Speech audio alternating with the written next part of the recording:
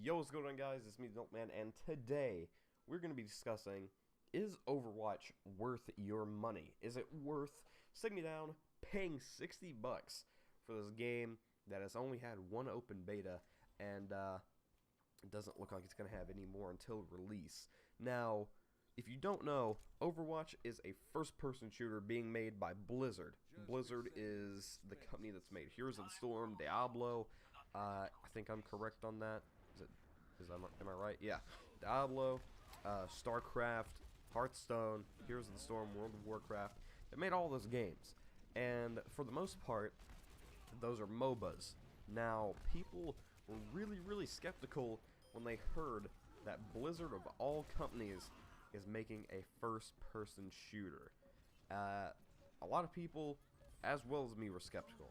So, when I first heard about it, the idea and concept of the game that they showed in the trailer and that you were seeing from people that were getting into the closed beta, or closed betas, because they've had 2 or 3 that lasted a month or longer, when you saw footage from the game, it looks really intriguing because there's really no other first-person shooter out there like it. Now, as far as things I don't like, which this is in the middle for me, I do and don't agree with how many closed betas and alphas that they had for the game. I think they only had one closed alpha, but they've had multiple closed beta testings that have lasted 8 months or longer. Not just one beta, but the entire testing period has probably lasted 8 months or longer. I would say closer to a year.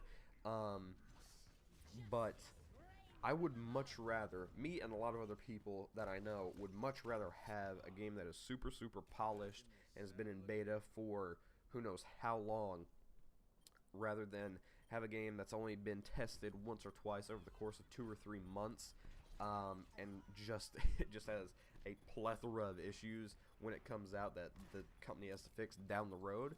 I applaud Blizzard for taking the chance on doing that, because without the decision that they made, this game would probably have a ton of issues, as far as servers and everything like that. But from what I can tell, there's no glaring issues for balancing or server issues or hit detection in Overwatch. It's a very polished game, and it's probably the most polished beta of any game I've ever seen.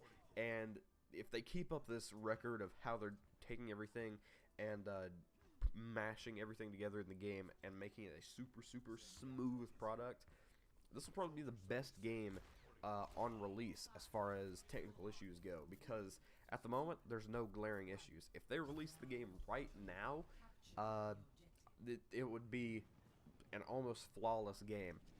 Now, some of the issues not even the company could fix. If there's a group, or if there's 4 people on the other team running Reaper, or say there's 3 people on the other team running Reaper, and then the other 2 people, or 3 Reaper, 3 healers, then your team may or might not get kind of destroyed. If it was like 4 Reapers, 2 healers, then that would probably be kind of a bad show. But one of the main things that I like that they did about this game is they promote teamwork. You can't run into here as Reaper or McCree or even one of the tank characters and capture a point. You can't do that. It's all about team composition. You have to figure out who's playing who's better at what. And in this game, in the footage that you see right now, we had a little bit of an issue at the beginning where I picked McCree, another guy picked McCree, he changed to a healer. So people are figuring out what to do with certain characters. It's possible to have 2 tanks, 2 healers, and 2 assault players, but it's not really the best way to go.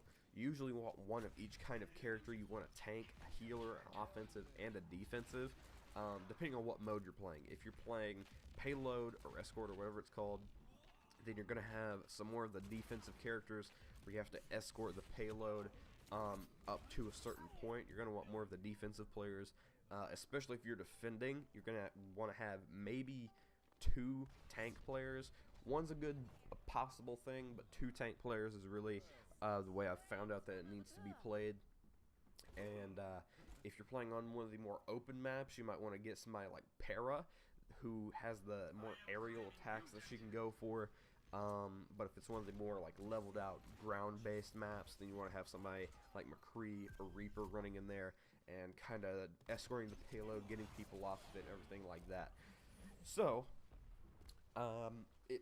it's really about team composition. And Battlefield 4, they tried to incorporate teamwork and everything like that, but I don't really think anybody takes Battlefield 4 seriously anymore.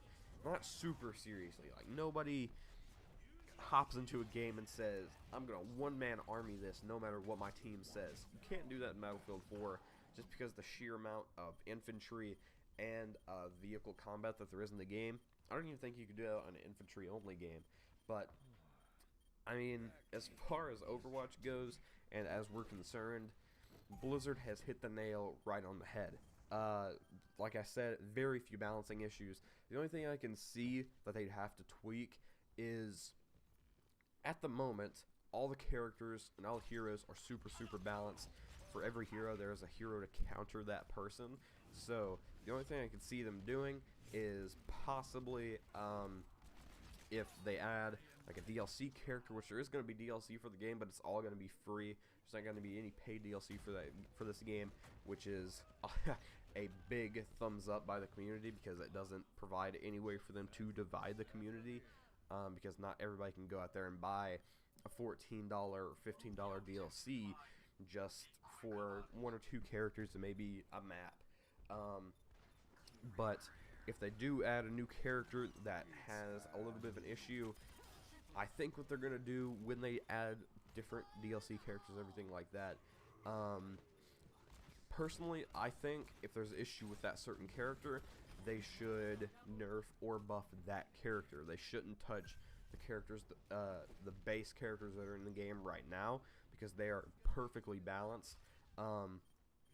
But if they add a DLC character that has a little bit higher damage, or he needs a little bit more of a buff on his damage or something like that, or a higher cooldown on one of his abilities, or a little tweak to his ultimate ability, then yeah, they should tweak just that character.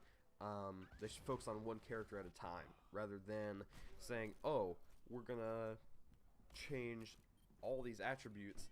We're gonna change choice attributes for every character in the game just to compensate for this one hero that they're adding. They shouldn't do that. They should just focus on that one character that they add, and then play it by ear, see how the community reacts and everything like that. But as far as Blizzard's concerned right now, I think if they add DLC characters and test them thoroughly, if they do like a beta version of the game and they add it in there as like a little test, then they could definitely have one of the best first-person shooters to come out in a very long time, because first-person shooters haven't had that good of a track record in the last couple years, especially Call of Duty. But yeah, I think that's pretty much it. Thank you guys so much for tuning in. If you did enjoy and you want to see more Overwatch videos, because I'm absolutely loving the game right now, then be sure to hit that like button and comment down below. This has been your boy, the Milkman. Peace out, stay awesome, have a very nice day.